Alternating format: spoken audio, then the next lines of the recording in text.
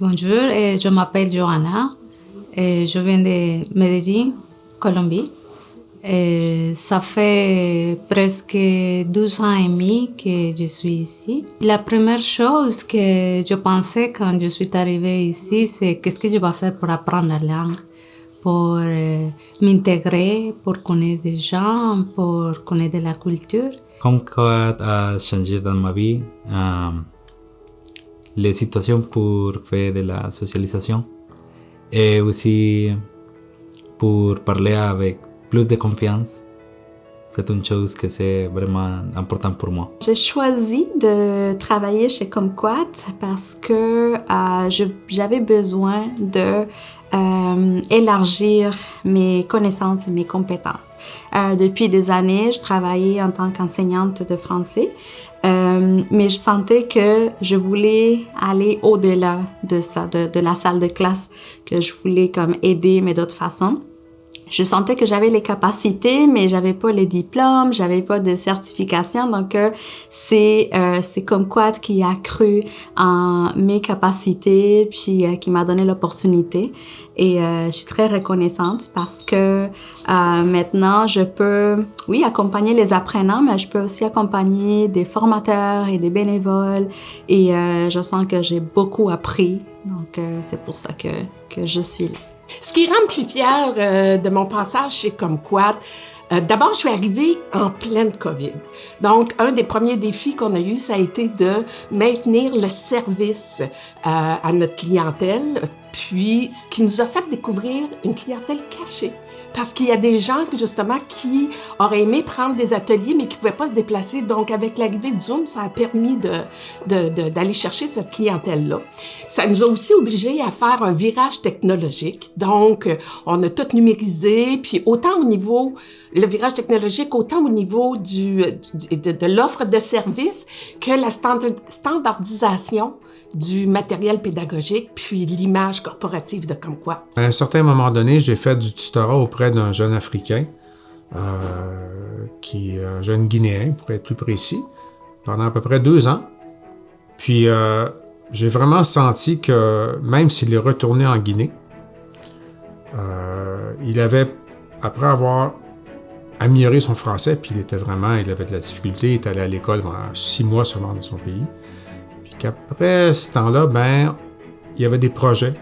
Puis, je pense que je l'ai aidé un peu à identifier des projets qu'il voulait mettre de l'avant, soit dans son pays ou même peut-être au Québec quand il reviendra. Quelque chose qui m'a touchée d'encore plus près, c'est que un jeune adulte autiste qui voulait écrire un livre soit accepté à Kumquat.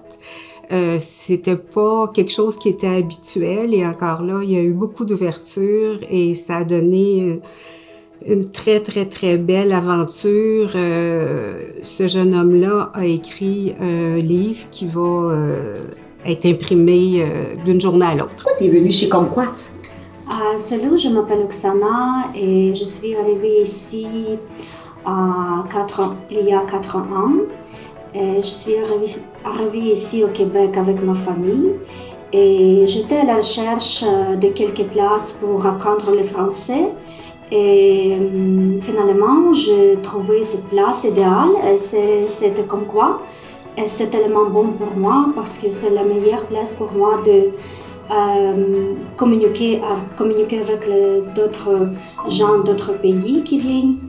Et puis, je peux améliorer mon français, mon niveau de français. Et ensuite, je veux dire que les professeurs ici sont très gentils et patients. Ils sont prêts à m'aider et améliorer mon français.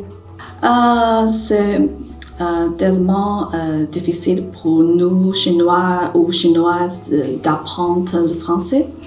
Mais je crois je peux parler français plus, même si mon français n'est pas parfait. Et je peux mieux comprendre et je peux parler plus. L'autre jour, j'ai été capable d'aider une femme qui cherchait quelque chose à IGA. Et je suis tellement contente de moi. Peut-être que ce n'est pas parfait, mais j'essayais et elle a compris. Ma plus grande fierté, je dirais que c'est de voir semaine après semaine l'évolution des élèves.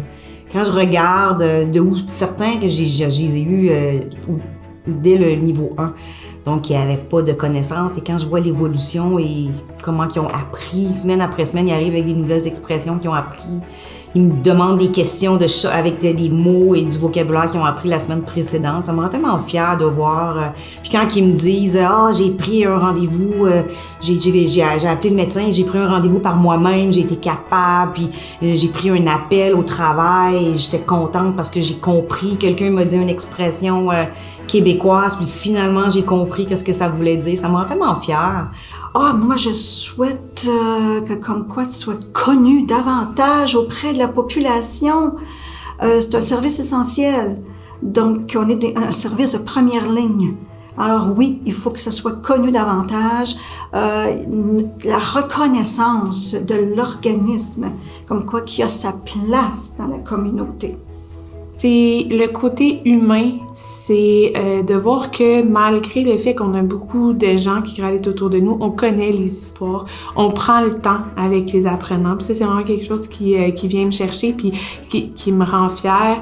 Les projets, les idées débordantes, l'équipe de travail me rend fière d'avoir ces 3 femmes inspirantes-là, puis d'avoir aussi les apprenants, les bénévoles. Ça, c'est une grande fierté pour moi, puis c'est quelque chose qui était déjà là, mais quelque chose que j'essaie de cultiver là, pour garder, parce que c'est vraiment pour moi le cœur de Kumquat. Donc, c'est une fierté d'avoir cette équipe-là autour de moi. Bonjour, moi c'est ma tante Lise pour le personnel ici et tous les apprenants. Et j'ai commencé comme une apprenante pour l'alphanumérique. Et ensuite, comme ma nièce est ici, c'était ma tante Lise et je suis maintenant bénévole pour Kumquat. En premier, on apprend à parler, à écrire, mais maintenant, le cellulaire, c'est la nouvelle manière de communiquer. Qu'est-ce qui a donné envie à la CDC de collaborer avec Kumquat? Je vais commencer un petit peu avant mon arrivée chez Kumquat. Moi, je travaillais dans un autre organisme qui est l'actuel, depuis plusieurs années, on a eu à travailler, à référer des gens chez Kumquat, justement. Fait que c'est comme ça, moi, que j'ai connu Kumquat. À l'époque, on référait des gens pour l'alphabétisation. Ça s'arrêtait là.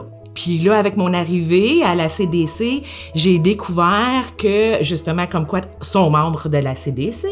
Alors, on a eu à collaborer avec eux sur différents projets. Puis, qui a fait en sorte que j'ai réalisé toute l'ampleur que Kumquat a à la CDC parce que je les voyais partout. Moi, j'ai eu la chance de travailler avec Andréane, qui est maintenant chez Kumquat, dans notre ancienne vie. Puis là, je suis tellement contente de collaborer avec elle. Je m'appelle Émilie, je viens de la Colombie et ça fait 10 mois que je suis ici. J'espère que Kumquat continue d'aider à plusieurs personnes pour parler une autre langue. Et maintenant, je suis très nerveuse, mais je suis fière de moi parce qu'avec Kumquat, je peux être ici et parler en français.